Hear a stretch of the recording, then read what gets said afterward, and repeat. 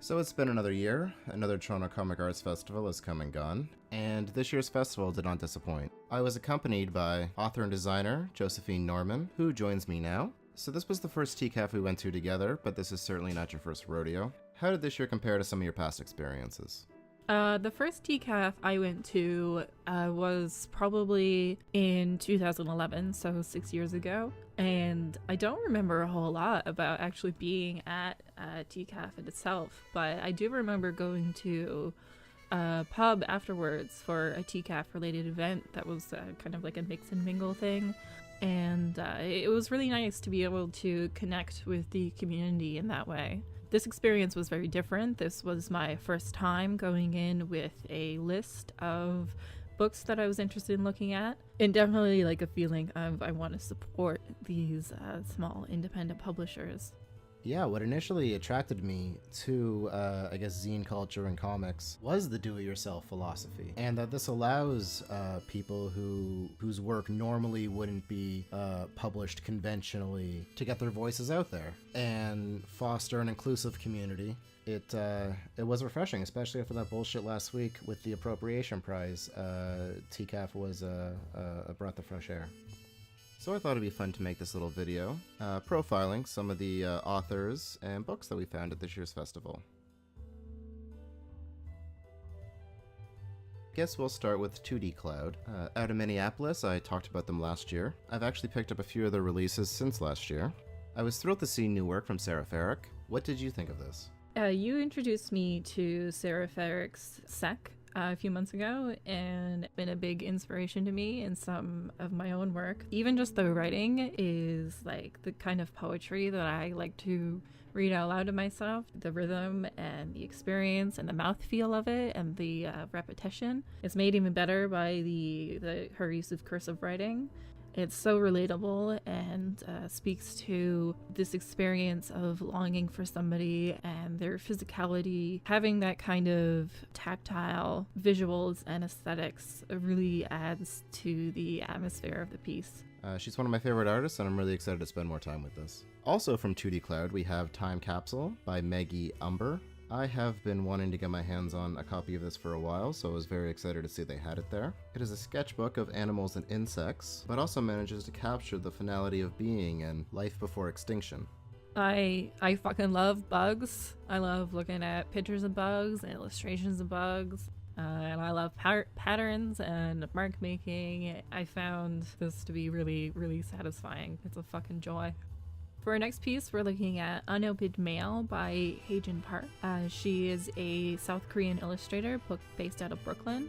I really enjoyed the horizontal binding, the mixture of medias, like very similar to Sarah Farrick, using pencils and crayons, and the story tugs at my heartstrings. It really reminds me of my best friend of 12 years. We have some very esoteric obsessions or inside jokes.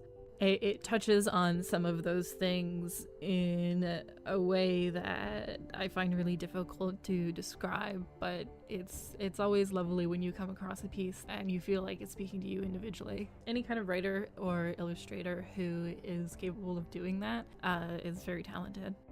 Next, we're actually going to look at a publisher we discovered this year, Editions Trip. I hope I am saying that correctly. Founded by Stanley Wani and Mark Tesler, they're based out of Chelsea, Quebec, and are committed to promoting Quebecois comics with an experimental bent. They actually debuted 4 books at this year's festival, 2 of which I picked up. The first one we're going to take a look at is Sequences. Now this is by the co-founder, Stanley Wani. His work is psychedelic in nature, focusing on anxieties and dreams, and I was told that he suffers from insomnia and that a lot of these drawings are the result of that. I find this book really shines once he breaks away from the 4-panel format into freeform collage. My only real issue with it is that this is the English translation and there is a lack of hand-drawn lettering in favor of just a regular typeface, and I found this detracted from the story a little bit. But overall, I did enjoy it, and I think that it's probably best read in the wee hours of the morning. The other book I picked up is Traumstatigen 2 by Rupert Bottenberg. The title is a German phrase coined by the author, meaning Dream City Thinking. This eccentric book is a mix of comics and illustrations. It's bright and colorful, and has a little something for everyone.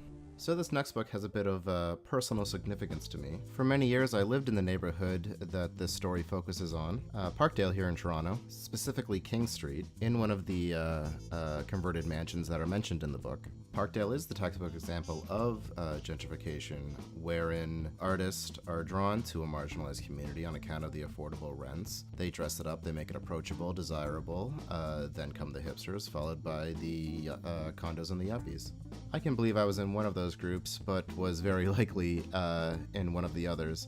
Either way, I was a part of the problem. Yeah, I definitely have my own feelings about Parkdale and gentrification. And I am also someone who lives under the poverty line, who is totally a member of the creative class, who think about whether or not somewhere like Parkdale is for me, and whether or not if living there I would be adding to it or taking away. Those are always hard decisions to make. So I'm glad to see that this topic is being explored. That's one thing I actually really give this book credit for, is that it isn't easy on the creatives. There is a panel where they are held accountable by the community. I guess I should probably introduce the book, Condo Heartbreak Disco, by Eric Kostick-Williams. It was published by Koyama Press, which celebrated their 10th anniversary this year, so congratulations to them. Please keep doing what you're doing. It tells the story of two gender-fluid superheroes who attempt to save Toronto from the condo boom. The style really reminds me of Charles Burns, the stark contrast, black and white. Yeah, it is really high contrast, very dynamic, and I especially like the breakout typography, using superhero and somewhat typical comic style to explore a topic that is relevant to local communities.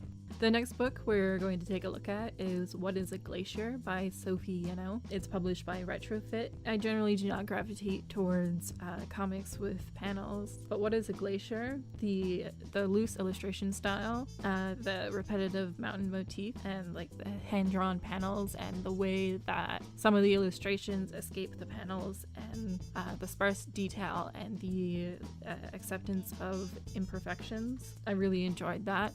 Well, one thing I really enjoyed about it and appreciated was that it was self-aware, and that it did kind of address the issue, the negative effect that the tourist boom is having on Iceland's climate and climate change in general.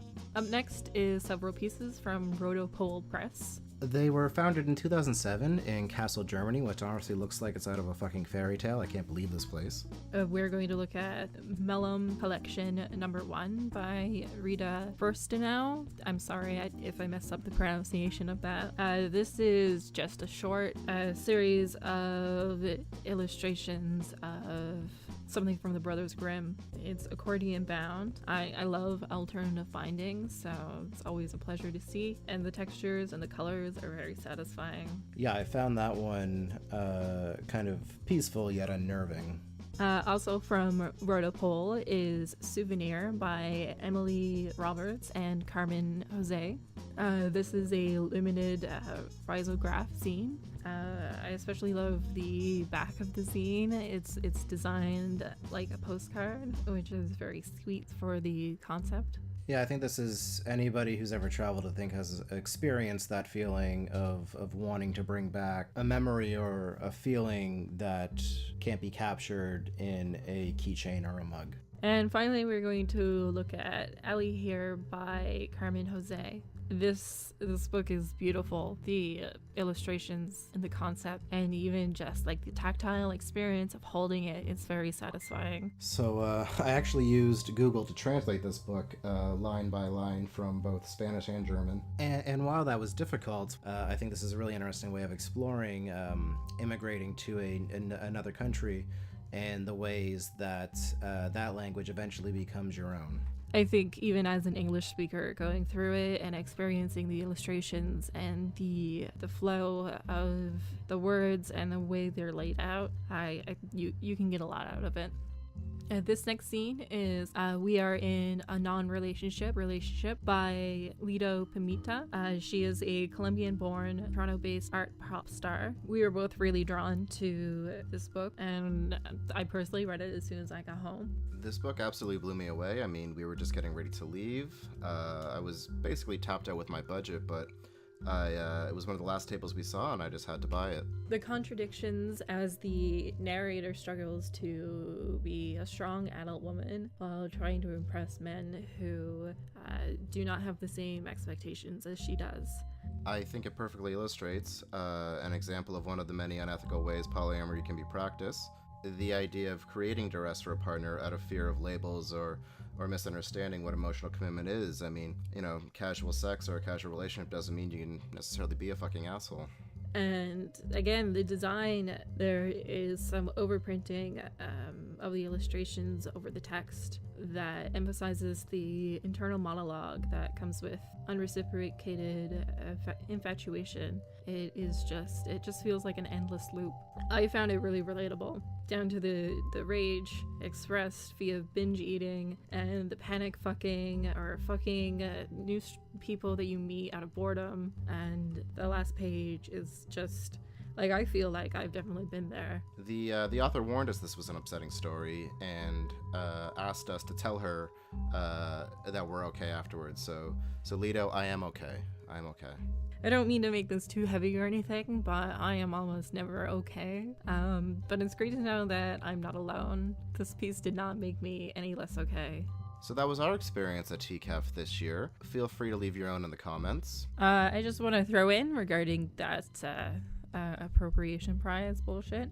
If you want to support emerging Indigenous voices, there is the Indiegogo campaign on the go right now as a reaction to the appropriation prize. If you want to say fuck you to the pervasive institutional systematic racism in our culture, then, I feel like donating to this Indiegogo campaign is probably a good way to do it. Where can people find you, Josephine? You can find me on Twitter at Josephine. The spelling of that is a little bit unique. Or you can find me at josephine.com. If you enjoy this video, please subscribe. For Josephine Norman, I'm Brian Clark. Thanks for watching.